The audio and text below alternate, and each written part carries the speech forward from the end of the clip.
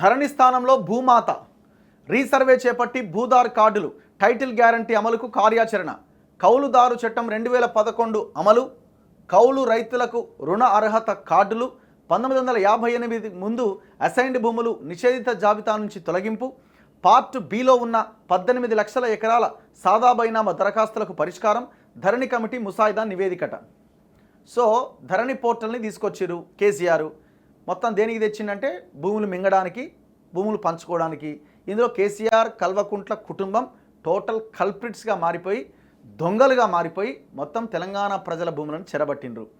మేము ముందు నుంచి చెప్తున్నాం, అదే మాట కట్టుబడి ఉన్నాం. కొన్ని లక్షల ఎకరాల తెలంగాణ ప్రభుత్వ భూములు, అసైన్డ్ భూములు కొల్లగొట్టబడ్డాయి. ఇదే ప్రధాన ఎజెండాగా తెలంగాణ ప్రజలు కూడా భావించి ఈ దొంగలు మళ్ళీ వస్తే మా భూములు మా చేతిలో ఉండవని వ్యతిరేకంగా తీర్పిచ్చారు. వ్యతిరేకంగా ఎలక్షన్స్కి వెళ్ళే క్రమంలో కాంగ్రెస్ కూడా హామీ ఇచ్చింది. రాహుల్ గాంధీ హామీ ఇచ్చిండు, ధరణి స్థానంలో మేము కొత్తది తీసుకొస్తాం, బంగాళాఖాతంలో కలుపుతాం, లేదు ఆ పేద ప్రజలు ఎవరైతే భూములు కోల్పోయారో వాళ్ళందరి భూములు రికవరీ చేసి మళ్ళీ మీ చేతిలో పెడతామని చెప్పారు. మేము అడిగినాం, ఒక్క గుంట భూమి 9 నెలల్లో పేద ప్రజల చేతిలో భూములు పెట్టడం తర్వాత సంగతి, మీరేమైనా రికవరీ చేశారా? ఒక గుంట భూమి చూపించండి, పలానా ప్లేస్లో మేము ఈ భూమి మేము రికవరీ చేసినామని. కూల్చివేతలు హైడ్రా గురించి అడుగుతలేం మేము, వేరేది. ఇప్పుడు ఈ ధరణి స్థానంలో భూమాతను తీసుకొస్తారట.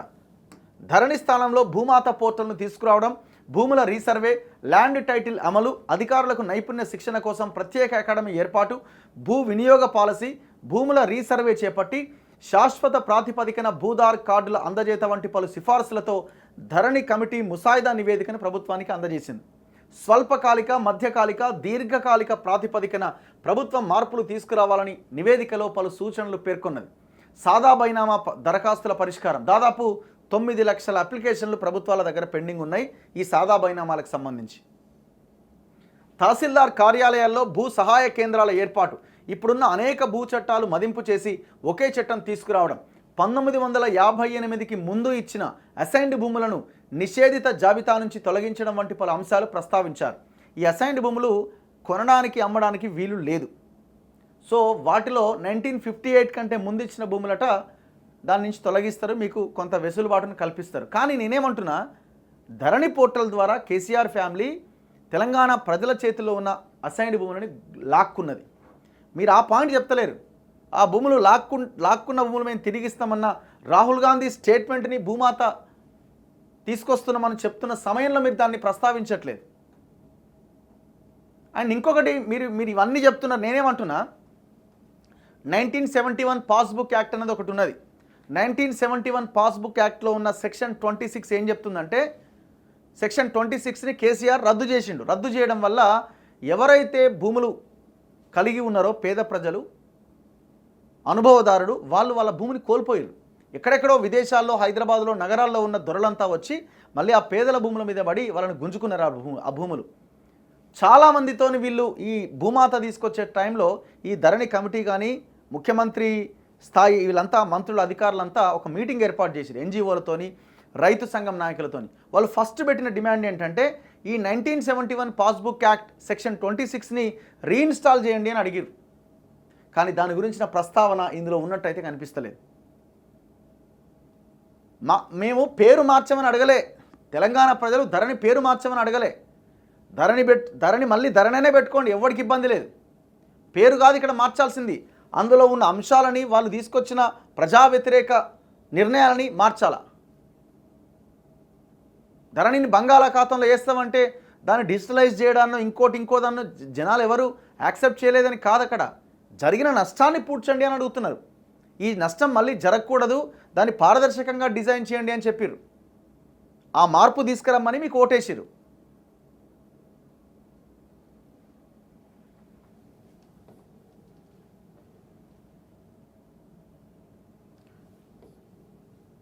అండ్ ఇంకొకటి, ఇంతవరకు చాలామంది అప్లికేషన్లు పెట్టుకుంటే అప్లికేషన్లు ఎవరిని చాలామంది దొరలు వచ్చి ఆ భూములు కబ్జా చేసి ఎంతమందిని ఆ భూముల నుంచి తొలగించారండి? ఏ ఒక్కరిని తొలగించి వాళ్ళ భూమిని వాళ్ళకి ఇవ్వలే. దాంతోపాటుగా వీళ్ళు ధరణి కమిటీ ప్రధానంగా ROR 2020 పేరుతో తీసుకొచ్చిన ధరణి చట్టంలో మార్పులు చేయడం, పోర్టల్లోని లోపాలు సవరించడం, ప్రైవేట్ ఏజెన్సీ చేతిలో ఉన్న పోర్టల్ నిర్వహణ బాధ్యతను ప్రభుత్వం చేపట్టడం, ధరణి పార్ట్ బిలో ఉన్న 18 లక్షల ఎకరాలకు సంబంధించిన కేసులు, 9,25,000 సాదా బైనామా దరఖాస్తుల పరిష్కారానికి తీసుకోవాల్సిన చర్యలపైన పలు సూచనలు చేసింది. రాష్ట్రంలో ధరణి పోర్టల్ వల్ల సుమారు 22 లక్షలకు పైగా సమస్యలు తలెత్తాయని చెబుతూ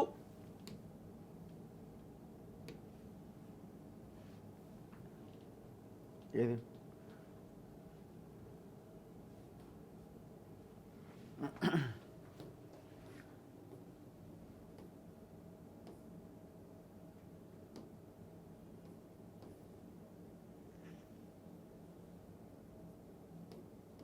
13th పేజే లేదు ఇందులో. సో దీని మీద ఖచ్చితంగా చర్చ జరగాల్సిందే.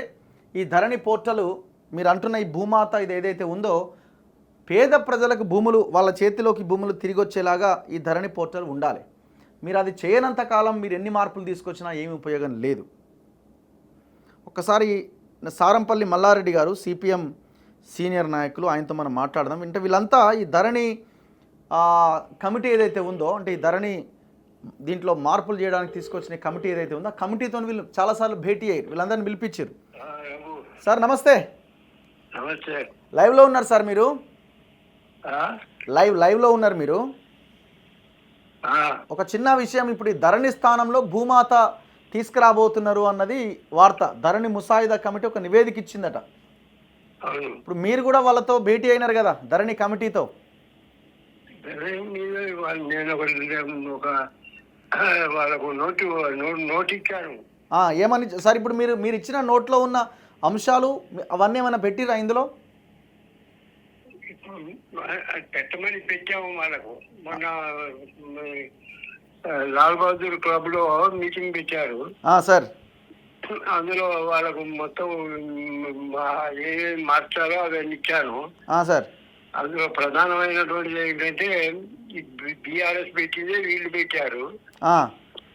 ఏంటంటే ఈ కౌలుదారులకు సాగుదారులకు హక్కు లేకుండా పెట్టారు. అసలు కీలకమైనటువంటి ఆ సాగుదారుల హక్కు లేకపోతే మీ మొత్తం చట్టం వేస్ట్ అని చెప్పాను. ఆయన సునీల్ కును కోదల్ రెడ్డికి. సరే, వాళ్ళందరూ అడ్వకేట్స్ అందరూ వచ్చిన వాళ్ళందరూ కూడా యాక్సెప్ట్ చేశారు. సరే మేము ఆలోచిస్తామని చెప్పన్నారు. ఇంతవరకు మళ్ళీ రాలే బయటికి. అంటే ఇప్పుడు పాయింట్ వీళ్ళు ఏమంటున్నారంటే 2011 కౌలుదారు చట్టాన్ని అమలు చేస్తామని ఏదో లైన్ పెట్టినట్టున్నారు. ఎట్లా అమలు చేస్తారు? అమలు చేయడం అంటే ఆయన తుమ్మల అనేది ఏమిటంటే వాడు భూ యజమాని రాసిస్తే తప్ప కౌలు రాదని. భూ యజమాని రాసిపోడు అని చెప్పని వారే చెప్తున్నారు స్వయంగా.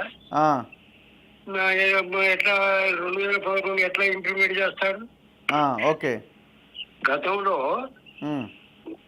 రాజశేఖర రెడ్డి ఉన్నప్పుడు ఏంటంటే మనం చెప్పిన సలహా ఏంటంటే గ్రామ సభలు జరిపి గ్రామ సభలో ఎవడు కౌలుదారులు ఎవడు కాదో వాళ్ళు చెప్తారు, వాళ్ళని కౌలు నిర్వహించండి భూ యజమాని చెప్పినా చెప్పకుండా అని సార్ అలా నిర్వహించారు.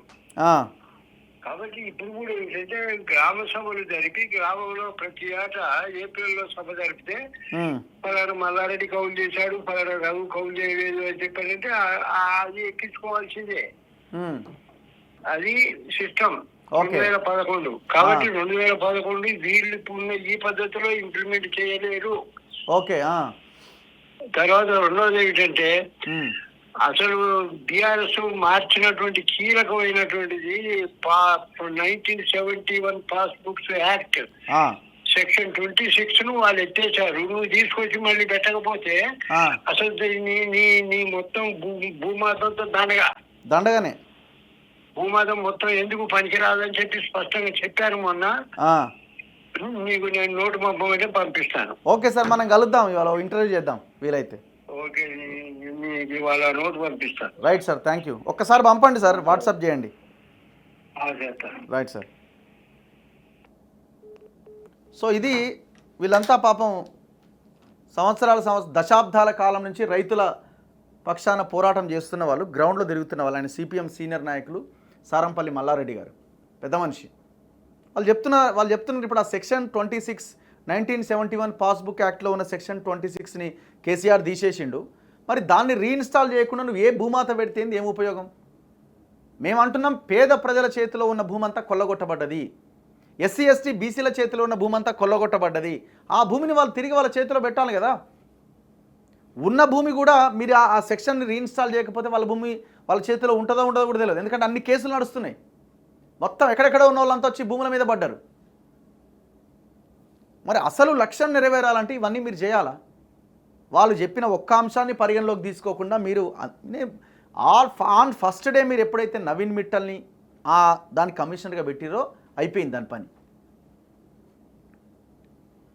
ఎవరున్నారండి మొత్తం ఈ కమిటీలో? ఎవరున్నారు? మొత్తం మీరే ఉన్నారు, మీకు సంబంధించిన మనుషులే ఉన్నారు.